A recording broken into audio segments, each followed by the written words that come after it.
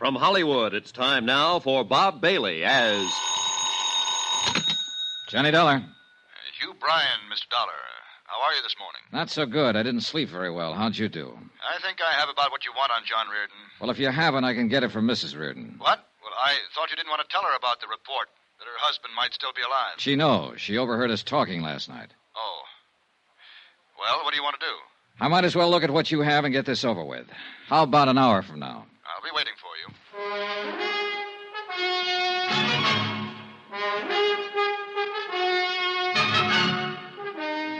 Tonight and every weekday night, Bob Bailey in the transcribed adventures of the man with the action-packed expense account, America's fabulous freelance insurance investigator. Yours truly, Johnny Dollar.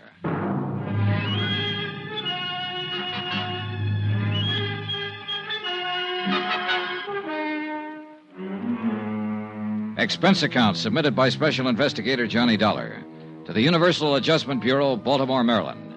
The following is an accounting of expenditures during my investigation of the Chesapeake fraud matter. Expense account item 6, $1.50. One collect telegram from Denver, Colorado. I've located Frank Bowers as per your request. Cursory investigation discloses little evidence that would lead me to believe he might be the John Reardon of Baltimore. Looks like a ham bone to me, Johnny. What do I do now? Signed, George Hanley, George Hanley Investigations Incorporated, Denver, Colorado. Item 7, $2. Same thing. Telegram from me. Things are about the same way here. Sit tight. I'll see you in a day or two. Love, Johnny. Once the telegrams were out of the way, I walked 3 blocks from my hotel to the office building of Hugh Bryan.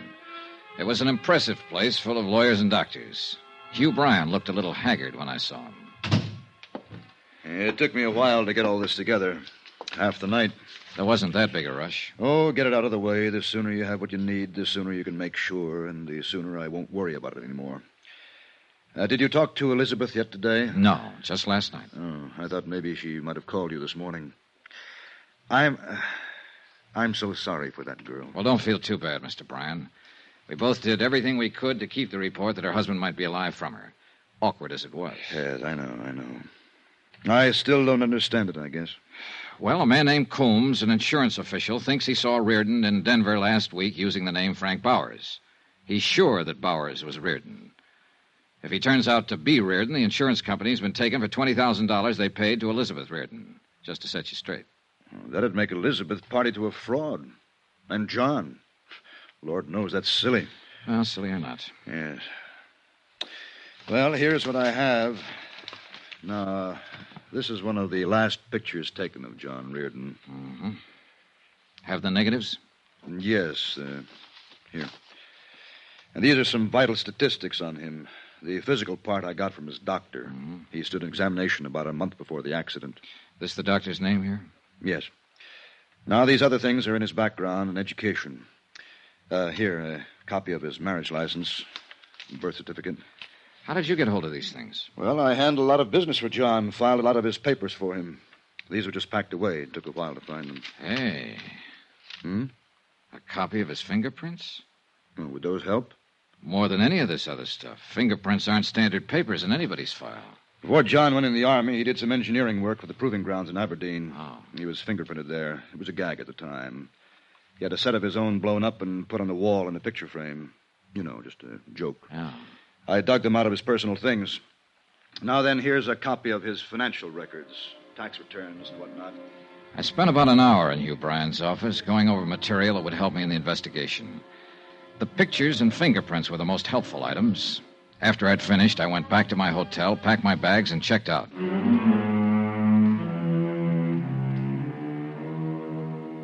Expense account item 8, $398. My hotel and incidentals in Baltimore and plane fare to Denver. I got there at 9 in the morning. The air crisp, thin, and full of sunshine. I rented a car at the airport and drove into town. A half an hour later, I was talking to my detective friend, George Hanley. How do you like Denver, old pal? I haven't been here for a few years. Doesn't look the same. Bigger and better, huh? They're thinking of putting up buildings as big as those mountains over there. I love it. So's the wife. I'm glad. You ought to try a place like this for a while, Johnny. Maybe I will. Ought to find yourself a girl and settle down. Let's us settle down, Georgie. Huh? Oh, sure. How'd it go? You asked me to look into Frank Bowers. I looked into him as much as I could without talking to him. There you are, Johnny. His bank account, his friends, his troubles, his enemies, everything. Mm-hmm. How about his police record? One traffic violation 2 years ago. Never been in any kind of trouble around here. Gets along fine with everybody. Well, tell me about everybody, Georgie. His laundryman, the milkman, the guy who tends bar in his neighborhood, the man he buys gas from. I talked to all of them. How about the people he works with? Well, he don't do much of that as far as I can see. He's got an office downtown, calls himself a consulting engineer. Goes there once or twice a week to pick up his mail. Well, now, that's a very nice way to be able to live. Is he starving to death, Georgie? No, he's got a good bank account. Makes regular deposits. Money comes from a New York bonding firm. He owns a little two-bedroom house out beyond Park Hill. Paid $38,000 for it. Well, Sleeps in one bedroom, uses the other one for a kind of studio. Putters around with clay, oils, and according to the nosy dame who lives across the street, he tries to write. how about his friends? Lots of them. Pays his bills, gets drunk now and then, normal. Tell me about his wife. He hasn't got one. Lives alone. Find out who he goes with, Georgie. No, as much as I could find out, he doesn't go with anybody. Enemies? Well, the guy in the cleaning shop hates his guts. Bowers doesn't like his shirts with starch. Did you check out the residency business? As far as I could. He bought that house out in Park Hill in 1951. Paid cash for it. Record of the sale gives his former residence as Toledo, Ohio. Well, how long has he been a resident here? As near as I can figure, and this is just rough, 4 or 5 years ago, the first financial transaction was the house he bought. The next was a car. He could have been here a long time before that, though. Well, the time element would fit for Reardon. What do you think, Georgie? I think you're probably wasting a lot of money investigating this guy. He doesn't seem like the kind of man who's hiding out from anybody. Here, look at this photo. Is this Frank Bowers? Yeah, I'd say so. 5'11", 170, olive complexion, no scars, no glasses, brown hair, about 35. Could be him from that, yes. This is a picture of John Reardon, and the description is Reardon's. What do you want to do now? Keep on it.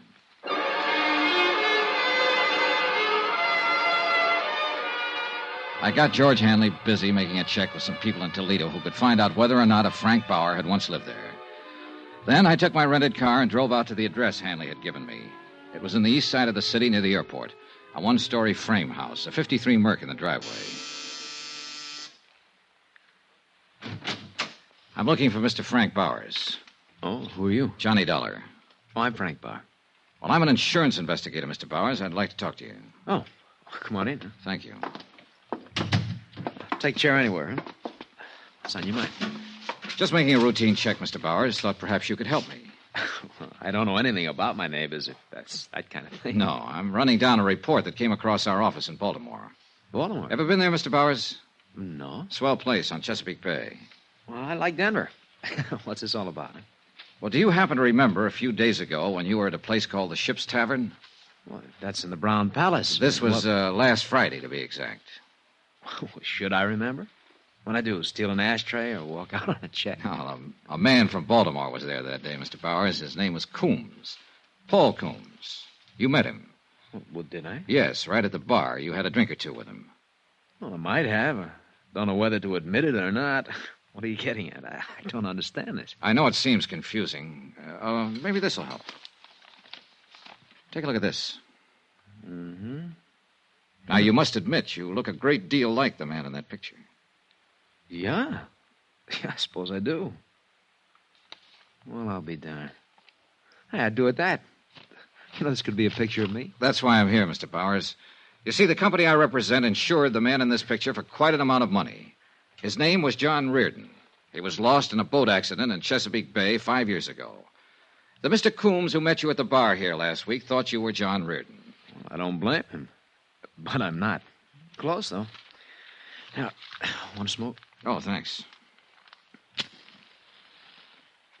Thanks. Sure. Mr. Coombs was a lifelong friend of John Reardon's. I have his sworn statement here about that meeting with you and the certainty of his identity. You do? Yes, right here. Would you like to see it? Well, not particularly. I understand you went to Ohio State. What year did you graduate? I didn't go to Ohio State. Look, what is this, huh? Well, that's what you told Mr. Coombs. It's in the statement. Oh, I remember that bird now. Oh, I might have told him anything, Mr. Dollar. You know, he's one of those inquisitive kind, real sure of himself. Yeah, I remember. Look, don't tell me they sent you all the way out here from Baltimore. They did. On that guy's say-so? Mm-hmm. That's funny. Did you go to college, Mr. Bowers? What? I'd like to clear up that detail. Did you go to college? Well, yes. I went to Carnegie Tech, 36 through 40. You haven't lived all your life in Colorado, then. Where else have you lived? Look, do you have any right to ask me questions like this? No, but you'll help me a lot if you'll answer them. Well, why not? Okay, I've lived in New York, Pittsburgh, Kansas City, Toledo, around the country. Came here a few years ago with my health. Seemed good for my asthma. Ever been married? Once in 1942. It didn't last long. Oh, what else you want to know? Well, look, you in a hurry? I can come back later. No, it's not that. Well, look, you seem like a nice guy, Dollar, but it just makes me uncomfortable answering these questions of yours. I appreciate the time you've given me already, Mr. Bauer. Please understand, it's a matter of establishing identity. But you know who I am. I just told you. That's true. I don't like this business much. Is there any way you can eliminate it? The most positive identification would be from fingerprints. Oh? Now, Mr. Bauer, I'm not so much interested in who you are as in proving that you're not John Reardon. If you volunteered a set of fingerprints, it'd save me a great deal of work and you a great deal of trouble. Well, sure, why not?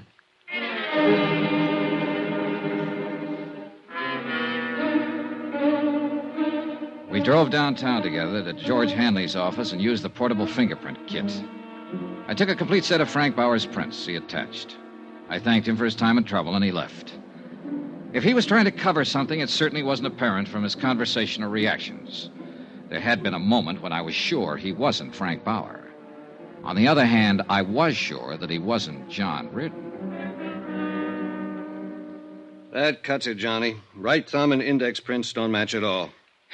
Oh, not even close, George. And I thought I was getting somewhere. I found out he was never in Toledo, or at least never registered or licensed as an engineer. Well, these prints do it. When are you going home, Johnny? Oh, I don't know. There's no reason to stick around any longer. This is crazy. You proved your case with the prints. He was too anxious to help me prove it, Georgie. You ask any ordinary man on the street 2 personal questions about himself, and he'll tell you to go jump in the lake. You ask him for his fingerprints, and he's liable to smash you. So? Get on him. Stay with him 24 hours a day. Get a couple of other men. It'll cost you money. Get busy. Expense account item 9, $200, detective service. I didn't believe Frank Bowers. I didn't believe his background. And most of all, I didn't believe his fingerprints.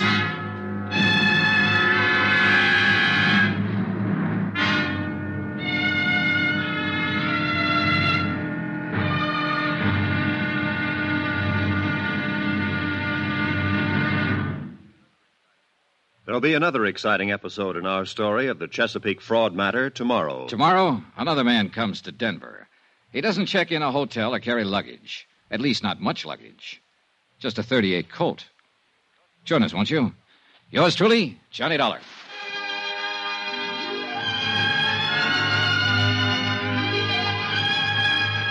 Yours truly, Johnny Dollar, starring Bob Bailey, is transcribed in Hollywood. Written by John Dawson, it is produced and directed by Jack Johnstone. Be sure to join us tomorrow night, same time and station, for the next exciting episode of Yours truly, Johnny Dollar. Roy Rowan speaking.